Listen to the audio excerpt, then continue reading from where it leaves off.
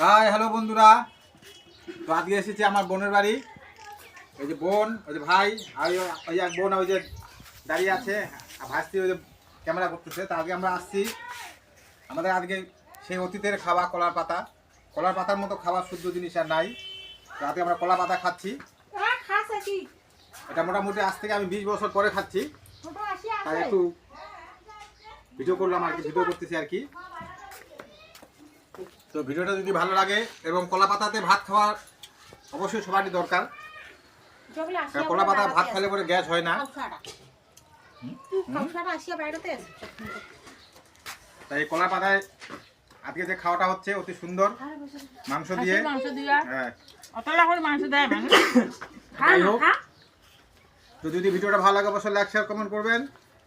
ধন্যবাদ সবাইকে।